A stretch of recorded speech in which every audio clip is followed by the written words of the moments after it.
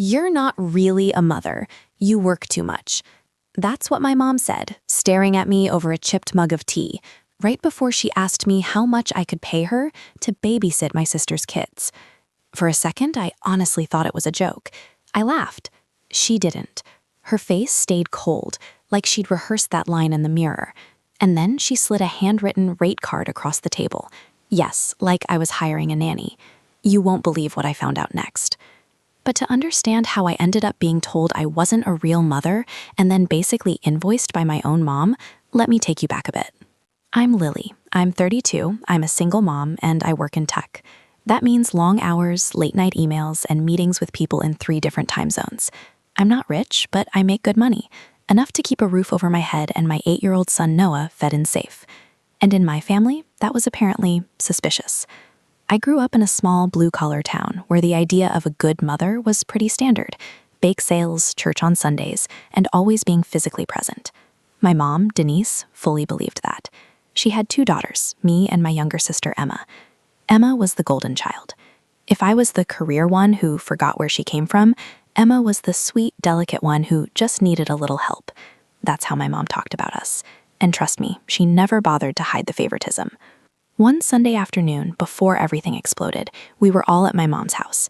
The TV was blaring some daytime talk show, and the smell of overcooked lasagna filled the living room.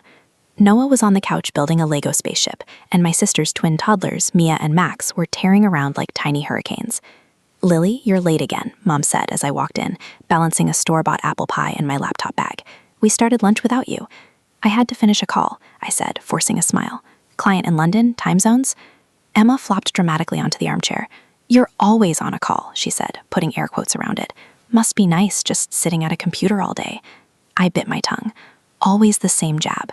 My job wasn't real work to them because I wasn't coming home covered in dirt or grease. Noah looked up. "Hi, Grandma," he said shyly. "Hi, Aunt Emma." Mom's voice softened instantly. "Hi, my baby," she said, to Noah, but then she walked right past him and scooped up Mia instead. "There's my little princess, Grandma's favorite girl." Noah's face fell. He tried to hide it, but I caught the way his small shoulders dropped. That's when the itch of resentment started again at the back of my mind. If you were me watching that, would you have said something right there, or stayed quiet for the sake of keeping the peace? I did what I always did back then. I swallowed it. Lunch was the usual chaos. My mom fussed over Emma, refilling her plate every 2 seconds. "Eat more, you're skin and bones," she said, even though Emma was not skin and bones at all. "You need your strength with those twins. Honestly, Lily, I don't know how Emma does it. Raising 2 kids is a full-time job." I stopped at my salad. "Raising 1 kid is a full-time job too." Mom waved her hand like I had said something silly. "You barely see Noah, you're always working. Emma is with her kids all day." "Because you're always helping her," I said, trying to keep my tone neutral. "You pick them up, you cook, you do her laundry." "That's what a mother does. She supports her children. Emma needs me." She didn't even look at me when she said children. Just Emma. On the other side of the table, Emma stretched dramatically, like she was exhausted just from lifting her fork. "It's just so hard being a full-time mom," she said. "Sometimes I wish I could be like Lily and just escape to an office." The words hit me. Escape. As if my job was a vacation. Noah peeked at me, confused. "Mom doesn't escape," he said quietly. "She works a lot." "Oh, honey, I'm just joking," Emma cooed, reaching to pinch his cheek. "Don't be so serious." I wanted to say, "Stop using my kid as your punchline," but I didn't. Instead, I smiled tightly and said, "I need to log on for an hour after lunch, but I brought dessert." "Of course you do," Mom muttered. That was my life, constantly explaining, constantly defending. I didn't know that Mom was already telling a very different story behind my back, one where I was the selfish career woman who abandoned her son and hoarded money while my saintly sister struggled. The first sign that something was really off came a few weeks later. I got a call from Noah's school while I was in a meeting. That sinking feeling hit me instantly. You know that stab of panic when you see school on your caller ID. I excused myself and stepped out, heart pounding. "Hello?" "Hi, Miss Carter," the school secretary said. "We just wanted to confirm. Your mother is authorized to pick up Noah early today?" I frowned. "She what? Why would she pick him up early?" "There is a note here," the secretary said, "from your mother. She said you were tied up with work and asked if she could take Noah for the afternoon. We just wanted to double-check." My stomach twisted. I hadn't said anything like that. "No, that's not correct," I said, trying to stay calm. "I never arranged that. I'll pick him up at the regular time." "Okay, thanks for confirming," the secretary replied. "We'll keep him here until then." hung up, my head spinning. Why was my mom trying to get Noah out of school early? Why had she told them I was too busy to pick him up? That's when I realized something was seriously wrong. That evening, I drove straight to my mom's house after picking up Noah. He fell asleep in the back seat, his head lolling to the side, clutching his worn-out stuffed dinosaur. I parked, gently lifted him into my arms, and carried him inside. The house smelled like burnt toast and baby wipes. Mom was at the kitchen table, scrolling on her phone. Emma was on the couch, watching some reality show, while the twins climbed over her like she was a piece of furniture. "Why did you call the school?"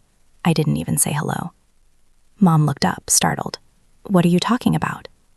"You told them you'd pick Noah up early because I was too busy." My voice shook. "You tried to take him without asking me." Her eyes hardened. "I was trying to help," she snapped. "You're the one who's always too busy. I thought you'd appreciate it if I stepped in, like I do for Emma." "You lied," I said, setting Noah down gently on the couch. "You made it sound like I couldn't be there for my own son." Emma muted the TV, sensing drama. "Wow, Lily, calm down," she said. "Mom's just trying to be involved. It's not that deep." "Not that deep?" My hands were shaking. "The school thought I'd abandoned my responsibility. They called me because they were confused."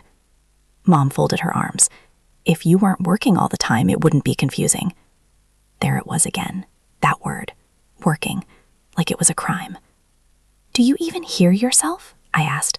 "I work so Noah and I can live, so he can have a future." Emma snorted. "Oh, please, always with the future. Maybe try being there in the present first." "If you were standing in that kitchen, what would you have done? Would you have walked out or stayed and fought?" I stayed, and I fought. "Stop talking like I'm a bad mom," I said, my voice low, "because I have a job." Mom's eyes flashed with something, almost like hatred. "If the shoe fits." I felt something crack inside me. After that, things got worse.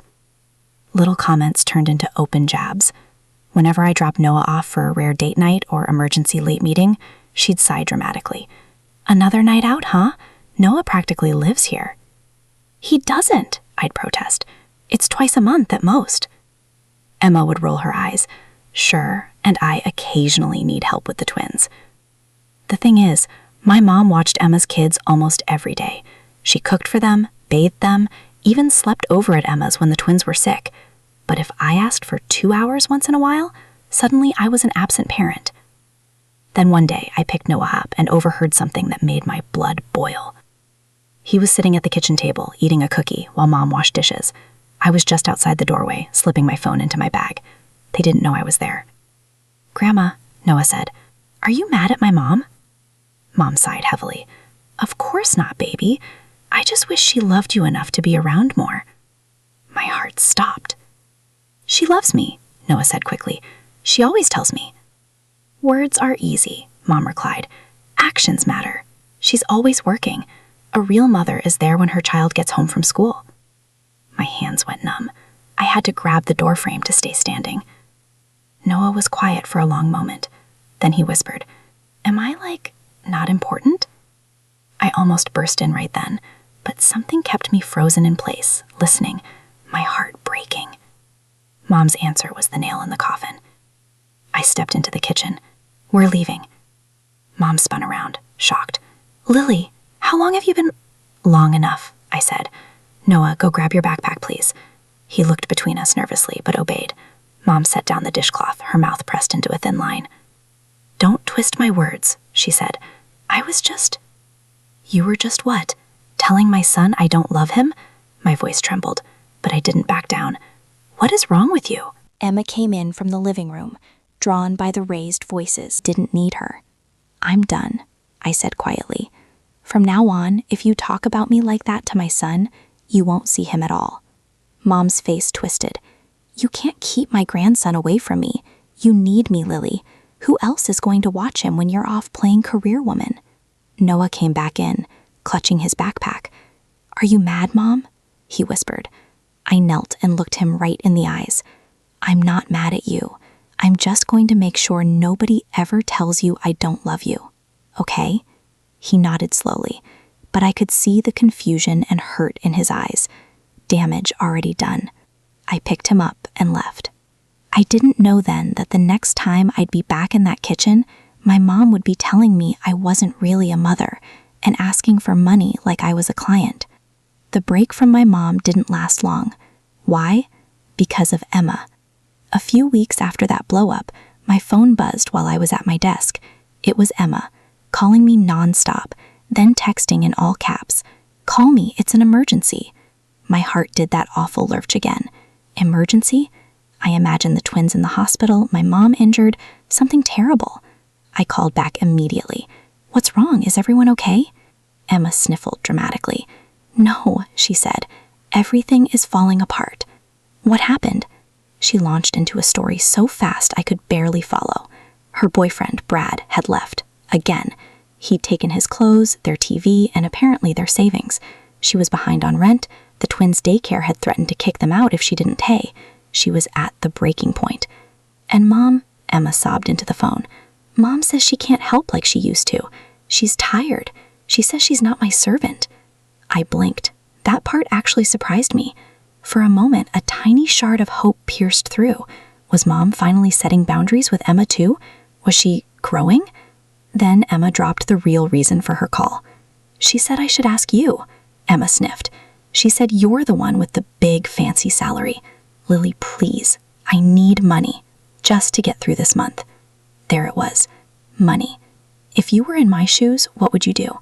Drop everything and rescue her? Or remember all the times she laughed in your face when you were struggling? I'll be honest, I hesitated. "How much do you need?" I asked carefully. $2,000, Emma said immediately. No pause, no shame. "Just for rent and daycare. I swear I'll pay you back." She wouldn't. We both knew it. "I don't just have $2,000 lying around," I said.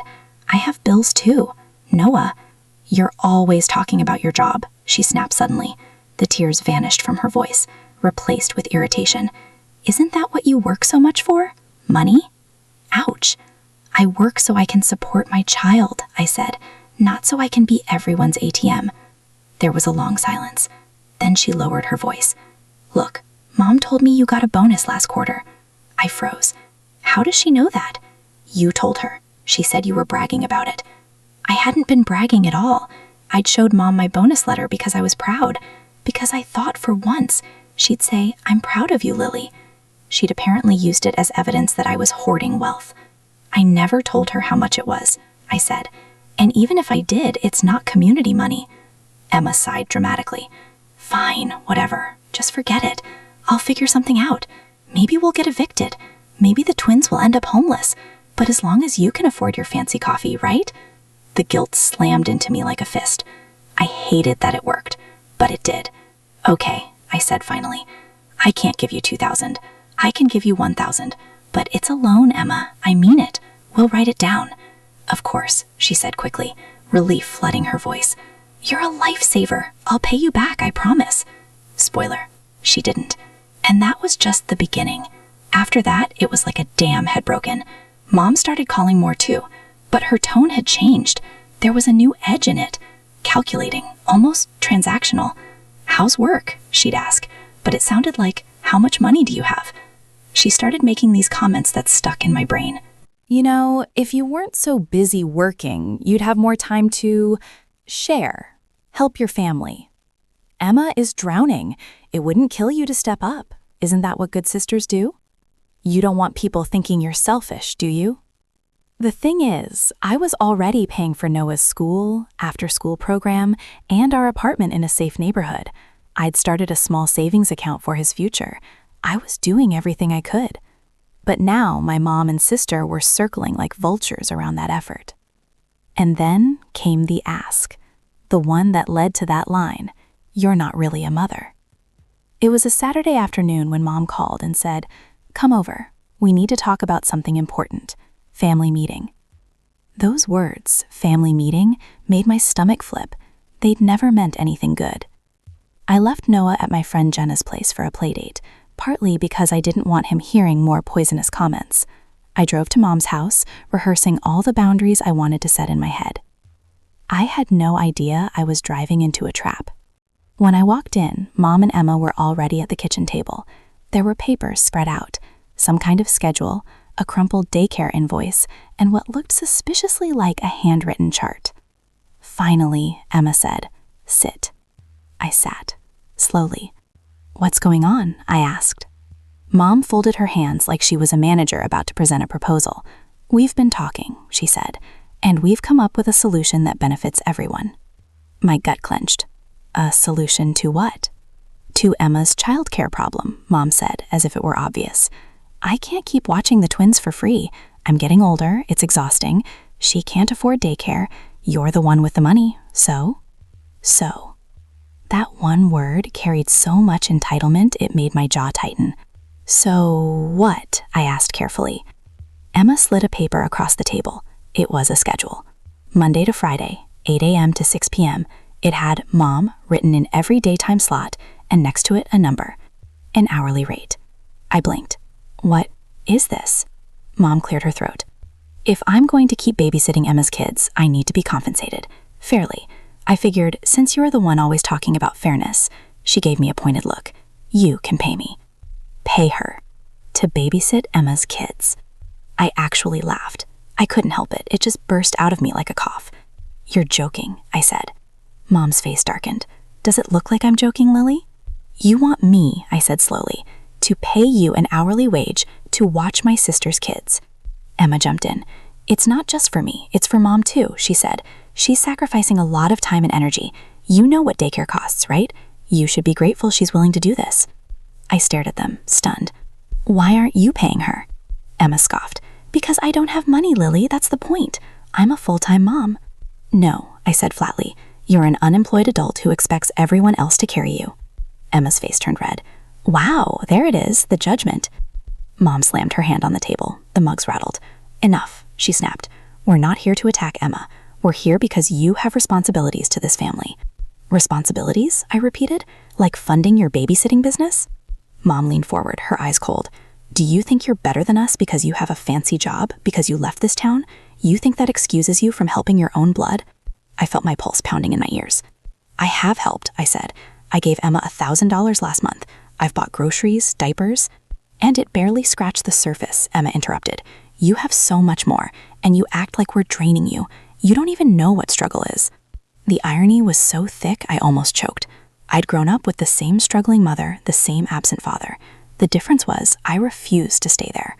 "What exactly are you asking for?" I said, my voice shaky but controlled. Mom pushed the rate card fully into my line of sight. "I calculated it," she said. 10 hours a day, 5 days a week, at $15 an hour. That's $750 a week. But since you're family, I'll discount it to $600. My brain did the math. That was about $2,400 a month. $2,400, I said slowly, for you to watch Emma's kids, and you expect me to pay that every month. Mom nodded like it was the most reasonable thing in the world. "You can afford it. You make what, 80, 90,000 a year? Maybe more with your little bonuses?" I stared at her. "That's private information, and it's not as much as you think after taxes, rent, school, everything." Emma folded her arms. "Some of us would kill to have those problems." My hands were cold. I could feel the moment shifting, like the room was tilting. This was it. This was where they truly showed me what they thought of me. "I'm not going to pay you," I said quietly. "You're asking me to become Emma's financial parent. That's not my responsibility. She's an adult." Mom's eyes hardened into stone. "Oh, I see," she said slowly. "You're selfish, just like your father, all about the money, no heart." "That's not fair," I said. "I'm offering emotional support. I've already given money." Emma snorted. "You show up with your store-bought pies and your cold heart and think that's enough. Meanwhile, Mom is killing herself helping me. You don't even appreciate what she does for Noah." That's when Mom delivered the line. She lifted her chin, looked me dead in the eye, and said, "You're not really a mother, Lily. You work too much." The words hit me like a slap. I felt my cheeks burn, my stomach flip, my throat close. It was the thing I'd been afraid of deep down, that maybe they were right, that maybe I was failing Noah by working so much.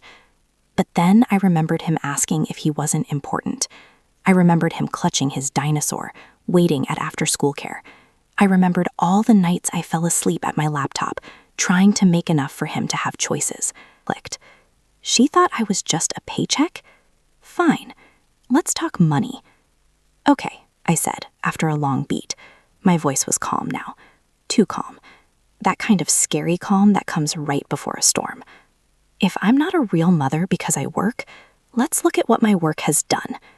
Emma rolled her eyes. Here we go, the TED Talk. Shut up for a second, I snapped. You both want to talk about money and sacrifice? Let's talk. Mom opened her mouth, but I kept going. Who paid off your car loan last year, Mom? I asked. She blinked. What does that have to...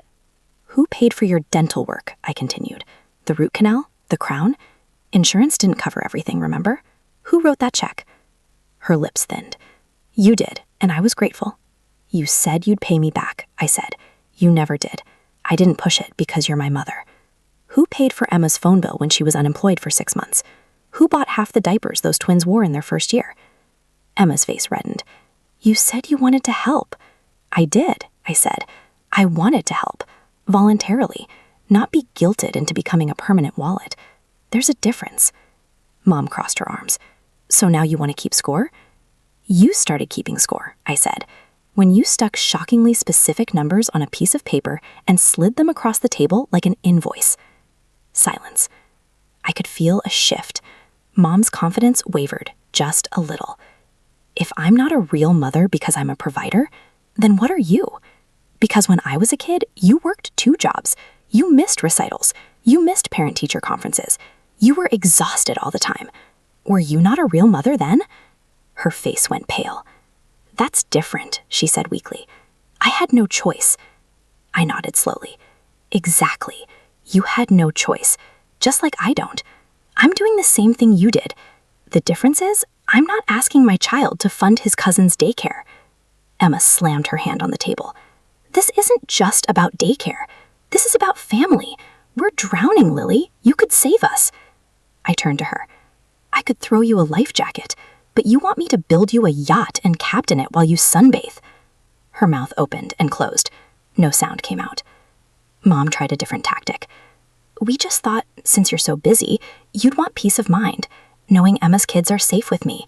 And in exchange, you pay a little. It's win-win. A little? I repeated. You're asking for more than my rent, every month, for someone else's kids, while you actively undermine my relationship with my own son. Her eyes flashed. I've done nothing but love that boy. You told him I don't love him, I shot back. I heard you. I was standing in the doorway.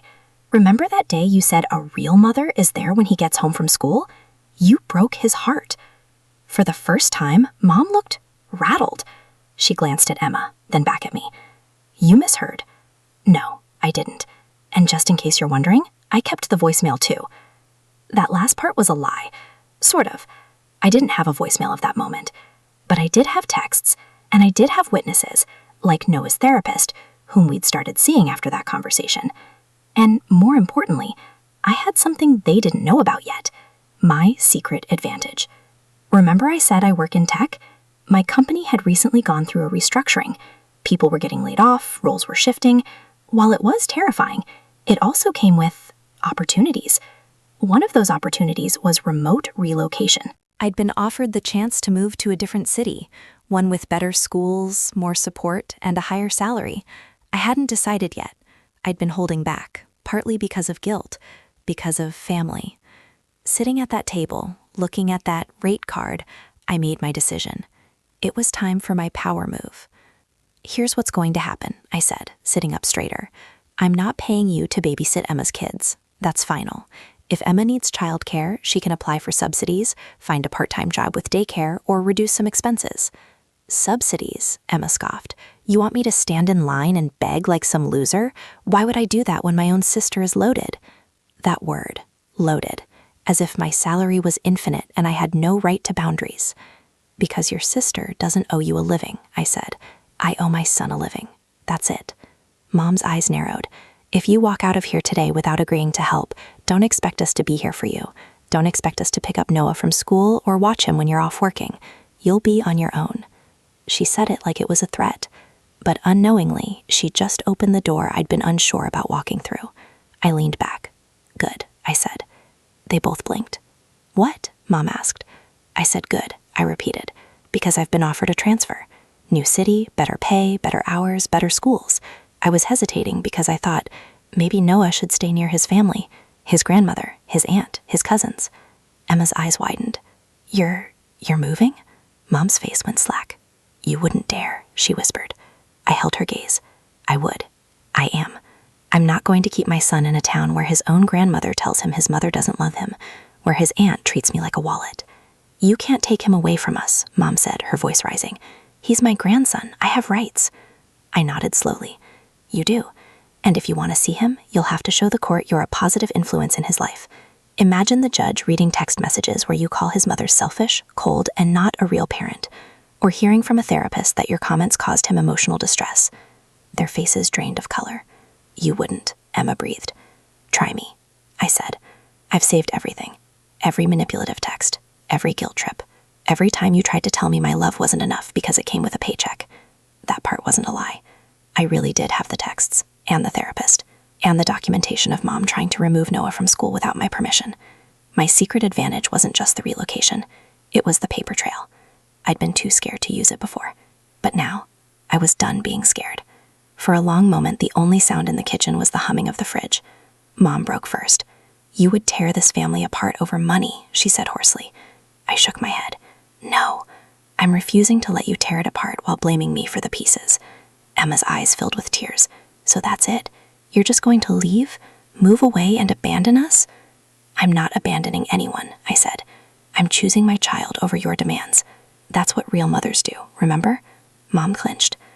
I'm done explaining my choices to people who refuse to see the sacrifice behind them, I continued. I'm done paying off your bad decisions while you trash talk me to my kid.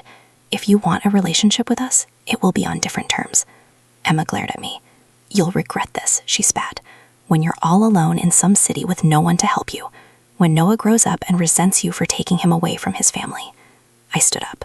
My legs felt shaky, but I locked my knees. Noah is already seeing a therapist, I said, because he thought he wasn't important to me.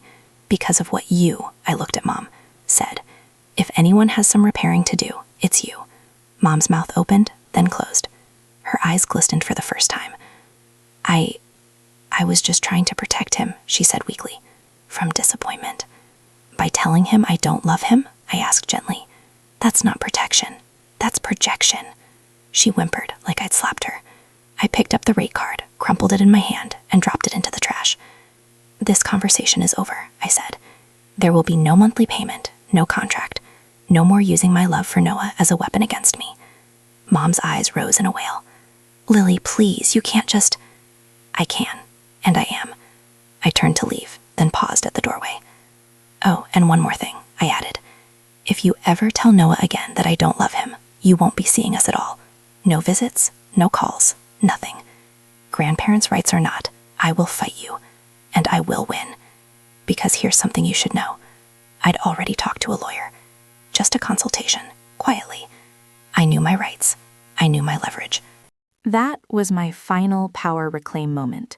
I walked out of that kitchen, out of that house, and out of the role they'd written for me. I was done being the cold, selfish career woman in their narrative. I was writing my own. In the months that followed, a lot changed. I accepted the transfer. Noah and I moved to a mid-sized city a few hours away, far enough for space, close enough for optional visits. My new job paid more, but more importantly, my new manager respected boundaries. Log off at 5, she'd tell me. Go be with your kid. The work will be here tomorrow.